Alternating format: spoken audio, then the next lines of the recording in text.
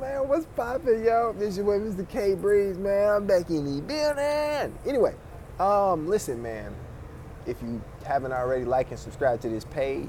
If you don't, I still love you, but you ain't shit. Like, I just want you to know that. It's like, it's mad love. Like, you know what I'm saying? I love everybody. But, yeah, fuck you, nigga. Anyway, man, let's get into this shit. I usually talk about, like, a whole bunch of other shit. But, man, today we talk about the motherfucking LA Lakers. Now, obviously, the LA Lakers are, I mean, they're a phenomenal team. They played terrible last year. What the fuck am I talking about? They played terrible last year. But, with the pieces that they have, like Anthony Davis, obviously they're gonna play much, much better this year.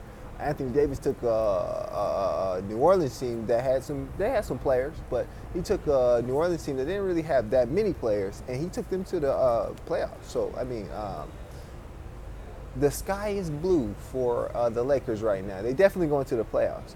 But what I'm most excited about is the fact that they have Frank Vogel. People don't know about Frank Vogel. People don't know about Frank Vogel at all. Frank Vogel was the only coach. He was the only coach in the Eastern Conference to ever give LeBron trouble in the playoffs. The only one. When he was, when LeBron was at the, when he was in Miami, he was the only coach to give him trouble. The reason he gave him trouble, obviously he had some players, but Frank Vogel is a mastermind. Like, man, that man used to play LeBron. Man, that junk used to be so crazy. I never ever understood how. I never understood how that team could, like, handle LeBron the way they used to handle LeBron, man. Like, like LeBron would be running through the East. As a matter of fact, I looked up the record one time. When I first found out they got Frank Vogel, I looked up the record of like LeBron's winning percentage in the playoffs in those years. He was sweeping niggas. He was sweeping niggas the whole, man. They, if I'm not mistaken, they lost a total of like 4 games in the playoffs. In that 4-year span, they lost a total of 4 games in, like, well, not in the playoffs, in the Eastern Conference playoffs, right? Up until they would play the Pacers. No. It was they lost no games until they played the Pacers. The Pacers used to take them to 6 and 7 games. Like, that was the only team to do that. At the helm was Frank Vogel. Frank Vogel is the head coach of that team because he is a mastermind. He came up under Larry Bird. Man, the man, if I'm not mistaken, he lost. He had a losing season his first year. After that, he took that team to the playoffs every single year. He went somewhere else and, like, had a losing season, but he ain't had no players. He was at an organization that was trying to rebuild and all that other kind of shit. When I tell you Frank Vogel is the LeBron of coaches. But Frank Vogel is nice. Man, people really shitted on this pickup. I was excited. And you got Jason Kidd. Jason Kidd is he's gonna learn a lot from Frank Vogel, man. People think that Jason Kidd gonna take over the team. I doubt it. That Jason Kidd is in there taking notes right now. Frank Vogel is the truth. Oh my goodness, y'all don't even understand. He had that team in Indiana that had Danny Green, Roy Hibbert-Hill, and he was new to the NBA at that point. Paul George. They had Lance Stevenson too. He's the one who put Lance Stevenson on LeBron. Like, you gotta understand, this man is a complete and total mastermind. By the end of this season, I expect the Lakers to be number 1 in the Eastern Conference. I don't understand. I really don't understand how they wouldn't be. The only teams that can really mess with them in the Western Conference, obviously, Western Conference. I'm so used to him being in the Eastern Conference is my bad. Anyway, but the only teams that I feel like can really mess with him, I think the Rockets gonna give him trouble. But I don't think the Rockets, nah, bro. The Rockets is not finna do it. I don't want to speak on it, but they have a glaring weakness that's going to show itself, just like it did when Miami played OKC. I'm not going to talk about it, though. No, I ain't going to talk about it. What the fuck am I talking about? The glaring weakness that they have is going to be Russell Westbrook. Is he raw? Yes. Is he good? Yes. But watch what happened. Watch what I tell you. Now, obviously, he's going to be able to carry more of the load, so James Harden ain't got to handle it as much, but they're not going to be able to stop them. With LeBron sticking Russell Westbrook at all times, that point, come on, man. What is you talking about? What is you talking about? They got, bruh, they got Rajon Rondo, man. We got them niggas covered, all right? And I say we because I'm a motherfucking Lakers fan now. Fuck that shit. I'm a Miami fan. Let me stop capping. But I'm a LeBron fan, man. Like, obviously. So man, I'm rooting for LA. I would love to see the shit pan out. Who's the next team? There's another team. Oh, the Clippers. Now, do the Clippers have the opportunity to do it? I think yes. But I gotta see the Clippers play. I haven't seen the Clippers play. I really don't want to speak on it if I ain't seen it. I had the same thing with Patrick Mahomes, and I just seen him play. That nigga nasty, man. I don't even know if they won that game or not. He is nasty. He is nasty. Now I know he turned his ankle or something like that. So, man, these quarterbacks again, they just falling like flies in the NFL right now. Anyway, back to what I was talking about. Can't nobody stop LeBron now. What are you talking about? They got rid of every single distraction on that team. LeBron is the only distraction. LeBron is the only distraction. When LeBron is the only distraction on your team, you're doing good, my nigga. You're doing very, very good. And the only reason he's a distraction is because he's LeBron motherfucking James, my nigga.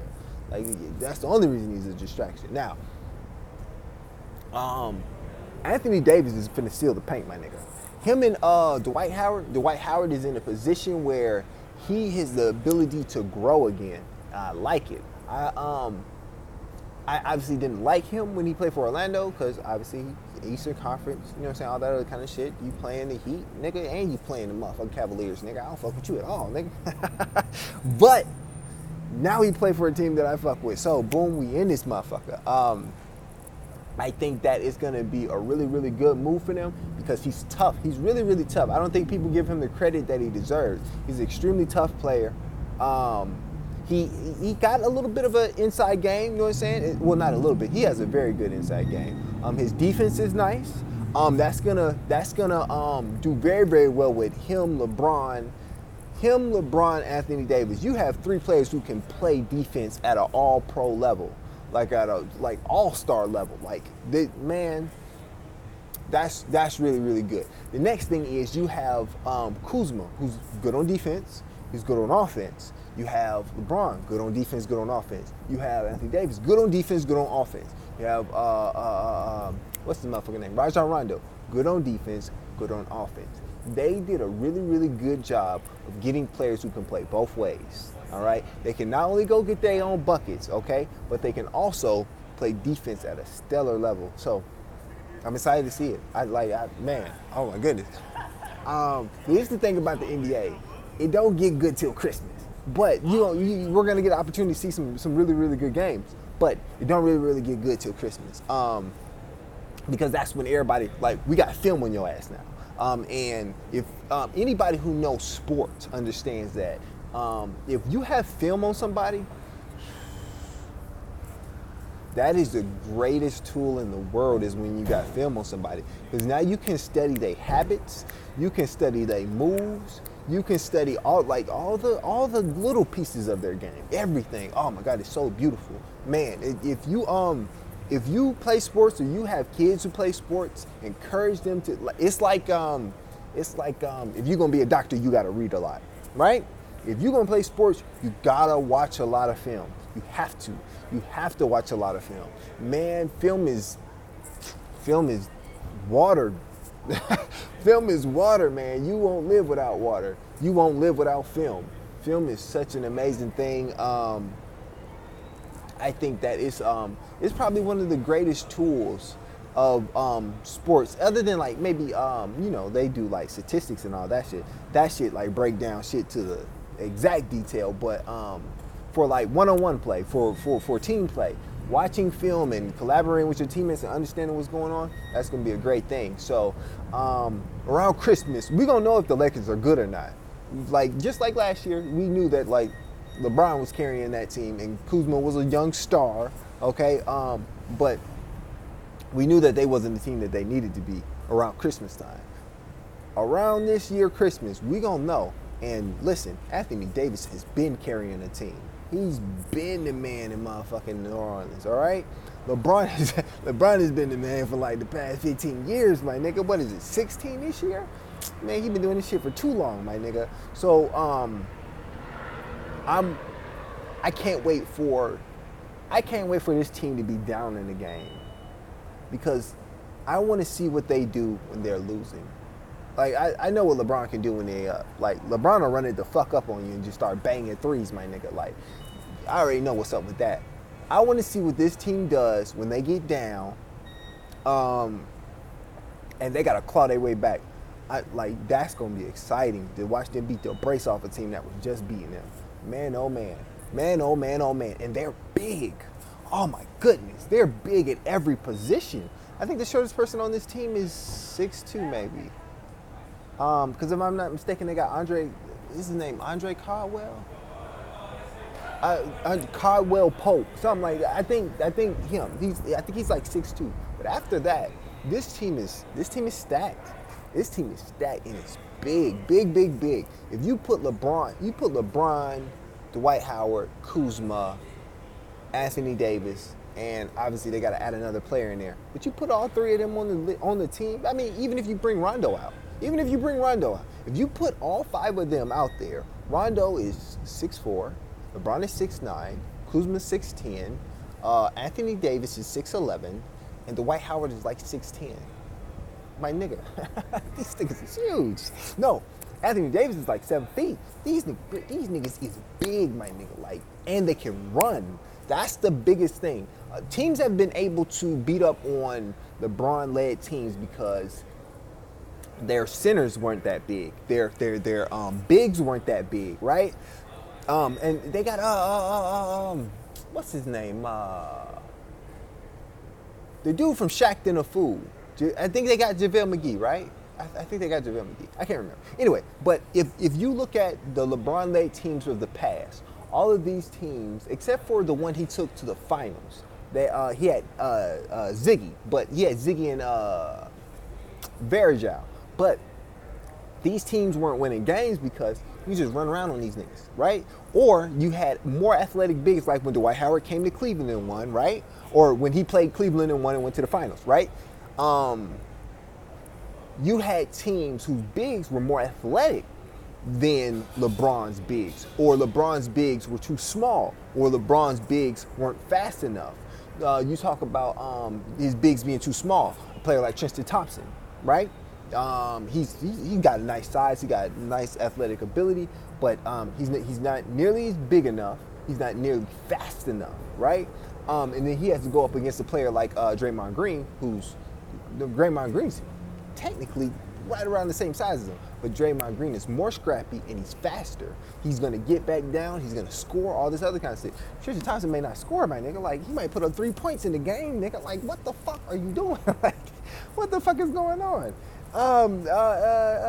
Iggy, my motherfucking Ilgauskas, like, nigga, we might get lucky. Now, he did have a little, you know what I'm saying, if he was open you know what I'm saying, inside the arc, he had a little shot he could knock down on you. Verjao wasn't scoring shit, my nigga. Verjao wasn't scoring shit. Joel Anthony wasn't scoring shit, my nigga. Who else? Man, if I go down all the list of the bigs LeBron done had, bro, these niggas was not scoring, bro. And LeBron, several times, especially when he had Chris Bosh, them two niggas used to be banging it out in the paint against other niggas. Like, what the fuck? Why do you have your best player in the paint? Like, man, I think that LeBron has a special opportunity right now. He has big bigs. Now, what's funny is the team this team is going to look like, in my opinion, is they keep talking about it, the Showtime Lakers. The Showtime Lakers had a lot of bigs, and they were long. They were big motherfuckers, and their biggest player, which was Magic Irvin Johnson Jr., my nigga. Bro, this nigga was 6'9". Nigga was 6'9", playing against Isaiah Thomas. Like, what the fuck? This nigga, if I'm not mistaken, Isaiah Thomas wasn't even 6 feet.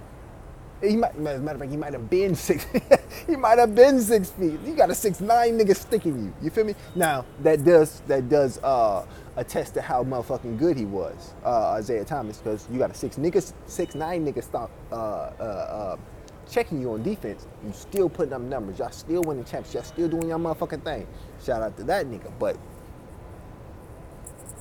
bro, this is one of them teams you hope for. This is one of them teams that I used to take, and when I play like 2K, and you play with where was he? He was in Cleveland, right? You take this Cleveland team, and you put somebody else at motherfucking the 3, 4, and 5, right?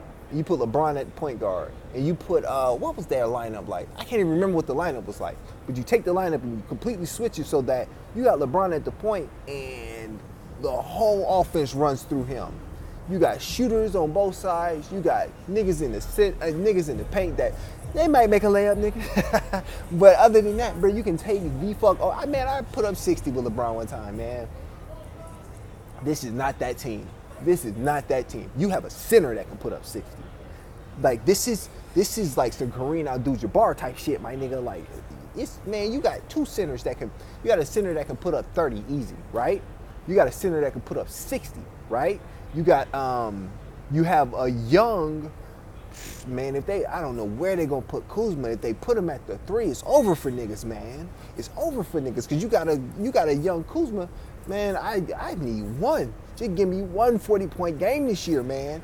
I'm telling you, confidence gonna be through the roof, man. That's a motherfucking Bentley GT drop top. God damn. Anyway, fuck all that shit. This Laker team finna be raw. I hope so. I pray so. Because, man, I'm telling you, I have to see the Clippers play. I truly feel like the Clippers might be the only team to be able to stop them. Now, you do have the black hole in the motherfucking East, the goddamn Brooklyn Nets. So I'm excited to see them play too. I want to see what Kyrie do with motherfucking. I want to see what Kyrie do with what's his name? Oh, Kevin Durant and DeAndre Jordan. But what DeAndre Jordan gonna do with motherfucking Dwight Howard? What are you gonna do with motherfucking Anthony Davis? What KD gonna? That is people don't know this. That is KD's weakness. KD's weakness is Anthony Davis. One of them players who can not only stick him, he can stick him physically.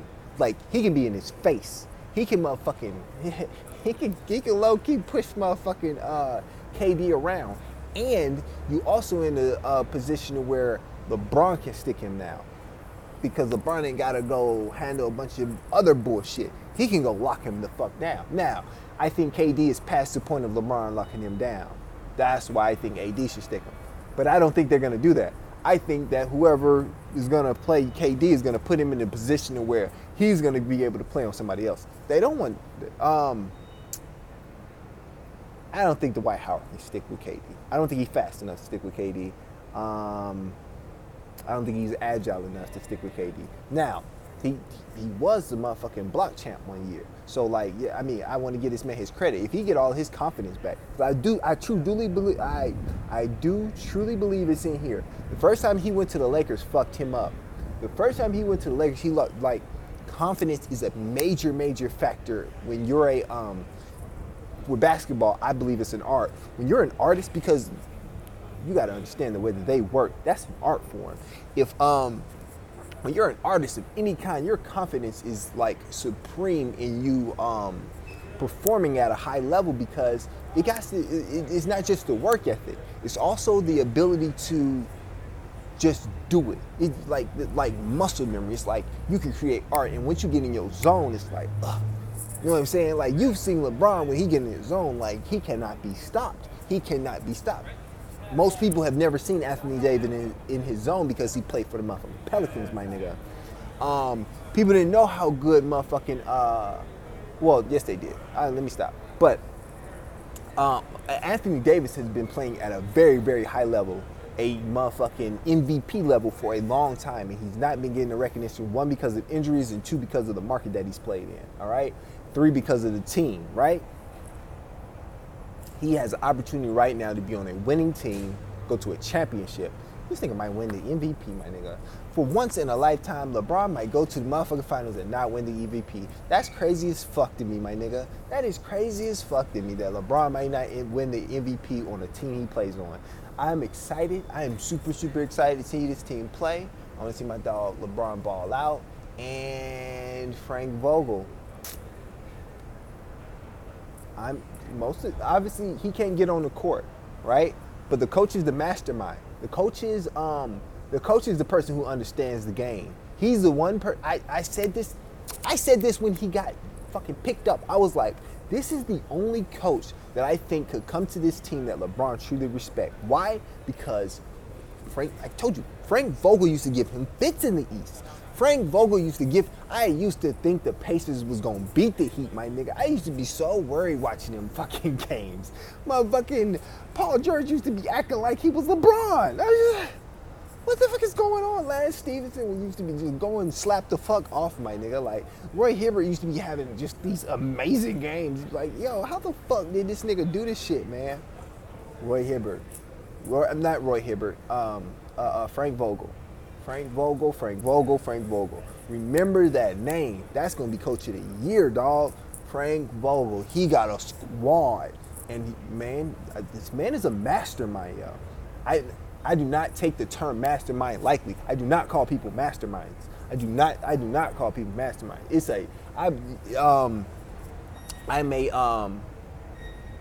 I'm a fan of intelligent people, of extremely intelligent people.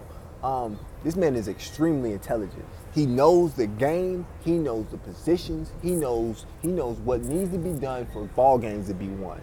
This dude is a monster. I cannot wait to see this team play.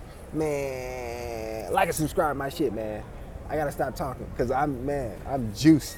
I am juiced as fuck right now, man. Anyway, Shannon Sharp kind of got me hyper because he pulled out the half gallon. You see, nigga, that's right, nigga, man. Nigga pulled out a half gallon of fantasy, nigga. Man, y'all lucky he didn't pull out the motherfucking Black and Miles. We gotta send this man some. Never mind. Let me stop, man. Like and subscribe. Hug somebody black today, and ladies, you know what's on my mind. Go ahead and get that pussy by somebody who love you. God damn it, get the fuck out of my face.